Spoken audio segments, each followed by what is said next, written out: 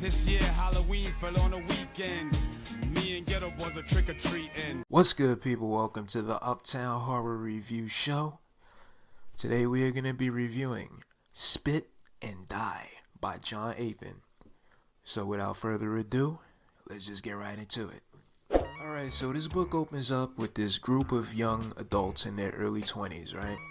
They're like, yo, you know what? But before we go out into the workforce, and before we have to all become responsible adults, let's all have one last hurrah and take a road trip, and we'll go from one side of the United States all the way to the other side in an RV. So everybody's like, alright, fuck it. You only live once. Let's do it. So we're in the middle of their road trip, and they are in Texas, right? But they are in the middle of nowhere, okay? It's just fields and fields as far as the eye can see. So the sun is coming down, and they're like, yo, I don't think we're gonna be able to find a hotel. Let's just, park the RV here on the side of the road. Let's just all sleep in the RV for the night, and then once the sun comes back up, we'll just keep on rolling.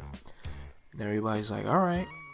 But two people in the group, a couple, they're like, yeah, you know what? We gonna set up a tent on the side of the road right next to the RV, and we gonna sleep in the tent overnight so that we can have some privacy. You know what I'm saying? So everybody's like, all right, do what you want. So they do that. The next morning, everyone wakes up. The couple in the tent are nowhere to be found. And not only are they nowhere to be found, but it looks like someone poked holes into the tires of the RV. So on top of that, they are fucking stranded in the middle of nowhere with they don't have any idea what they're gonna do, So of course they're frantic, looking for their two friends. They fucking going crazy, looking all over the place for them. And after a series of events, they find out that their two friends have been kidnapped by this gentleman who lives in the area, okay? This gentleman lives in a giant plantation house, and the whole thing with this guy is, one day his father came into it, he visited him in a dream, right? And his father was like, son, if you want me to bestow like superpowers and eternal life, and fucking if you want me to make you this like a fucking immortal, powerful, superhuman type being, I got a task for you. What I want you to do is you have to drink the saliva of 40 dead women. And this motherfucker, he had that dream and he actually took it to heart. You understand me? Anyone else had that dream, they would have just wrote it off like, yo, I probably had some food poisoning or something that's causing me to have these weird dreams, But this motherfucker takes it to heart, and it is now his life's goal to drink as much saliva from as many women as possible, okay? So he'll abduct fucking hitchhikers, he'll abduct women in the nearby town. He gets prostitutes, and once they're in his house, he just kills them and all that. But he doesn't stop there. His thing is, if you think saliva, you would think he'll be like, all right, woman who I have tied up in this chair, can you please spit in this cup for me so I can have saliva? He don't do that. He has this theory where the more you torture someone or make someone feel fucking pain and anguish, the more you make someone suffer, their body is just gonna excrete saliva. Like, it's just gonna be buckets of saliva flowing out of this person's mouth, right? So he's like, yo, that's how I gotta do it.